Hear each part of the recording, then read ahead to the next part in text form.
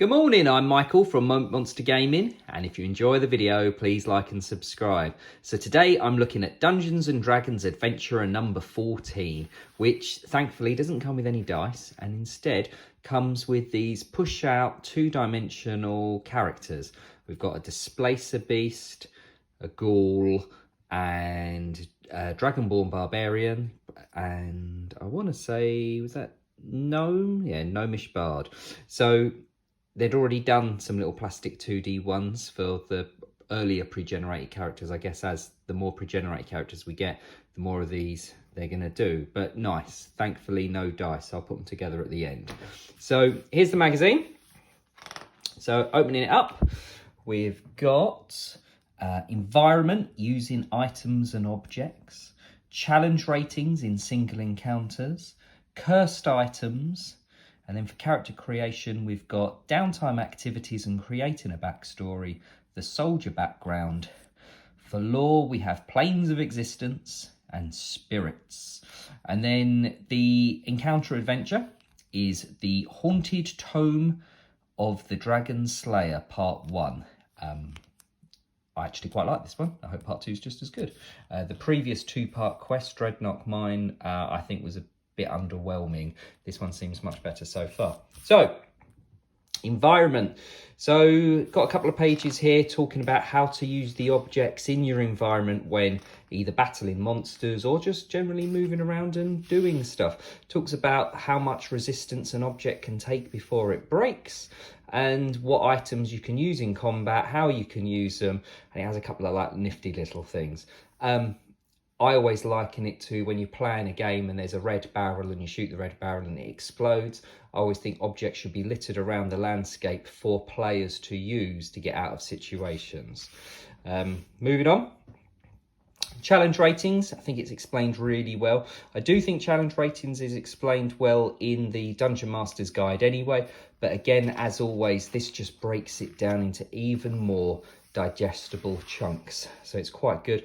Explains what the character level is, how many characters you've got, and what sort of complexity of challenge rating you should be looking for. But it does have a little bit up the top here talking about it could, even though you've got the challenge ratings to go by, it could still be too easy, it could still be too hard. It is always very dependent on the party makeup, but it's very well written. Moving on, here we have an awesome picture of a Mind Flayer, surrounded by his Mind Flayer cronies, and we talk about cursed items. So I quite like, if a magic item looks too good to be true, it basically probably is. And that's only too true. Talks a little bit about cursed items and how to devise your own, and it refers back to curses that were covered in a previous one. It just talks about how you can, instead of applying a curse from a dying sort of witch to a character, instead you can apply the curse to an object and use similar rules. It's quite well thought out. I did like this, downtime activities. So we have a page here basically listing all the things that your characters could be doing between quests. And it does have a nice top tip here suggesting that even one session, instead of hashing out a quest and going on an adventure, one quest could just be everybody sitting there talking about what they're doing in their downtime. Now, we never did that. We just used to, I think we used to do that at school. At school, we'd talk about what we were doing with our characters' downtime. And then when we went around each other's houses and played, that was when we would quest. But I did think it was quite a good top tip. And this is all laid out very nicely. It's got some really good ideas. I did quite like running a business. They've got some good ideas for entrepreneurial characters. Creating a backstory is good as well. I do like how it does say it shouldn't just be you. You should be getting your DM input as well. And it talks a little bit about some character hooks that you could have with your backstory. And then the soldier background, it's quite basic. A little bit soldier benefits. It's just very much lifted from the player's handbook. And then here we have, this is quite a nice picture. Here we have a little piece on the planes of existence and where they sit within the multiverse. And then on this side, oh, here we go, worlds of the multiverse. We have the inner planes and outer planes and beyond. So, very nice. And then spirits here. No surprises, there's going to be spirits in the quest.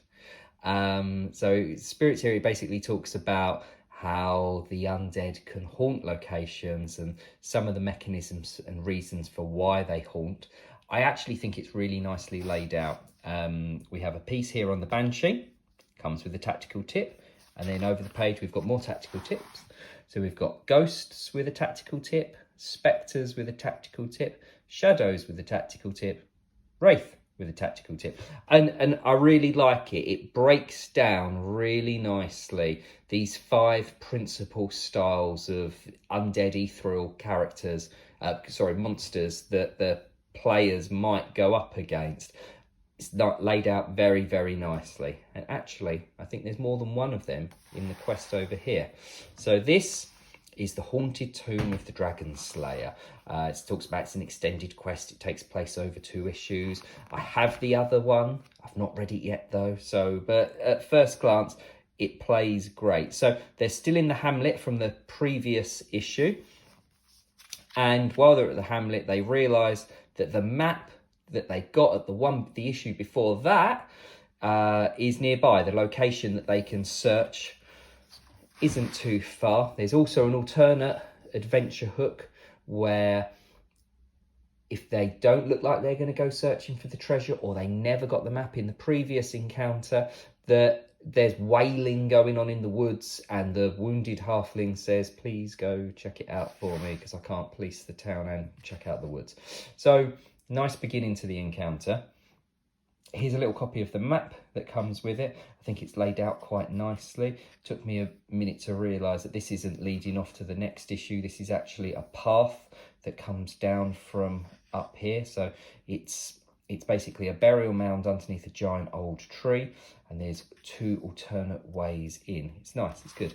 And then inside we have a little bit of travelling to the tomb, and then we have a breakdown of the tomb entrance, the big elder tree itself, the central chamber, what's going on in the crypts, and then it's like a puzzle. It's like a puzzle. To get through one of the doors, they need to do something in one of these rooms. Might involve a medallion. So yeah, there we go. It's quite a good quest. Nice little picture here of a restless spirit. Here's a restless spirit on the back. And then it's not just that, we actually have a rug of smothering, which actually I think is really cool. I mean, it's a very old crypt, so I'm guessing it must be a very old and tatty rug of smothering. But yeah, really good. And actually I look forward to reading the next part and seeing what happens further down in these lower areas. But yeah, that's the latest issue.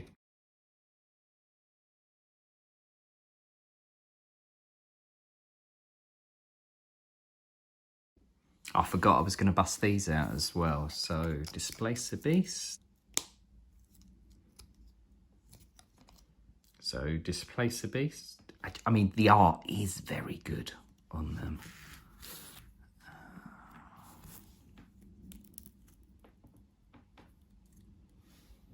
Dragonborn Barbarian.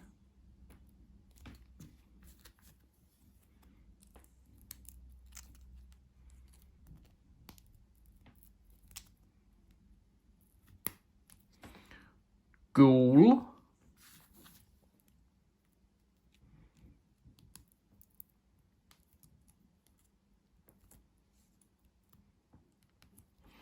And slightly wonky Bard. Now, they are, oh, let's peel that off. They are, while they're double-sided, it is just a reflection of the same picture on both sides. But I'm still quite pleased with them. I'm glad it's not dice again. Again, thank you very much for looking. Take care.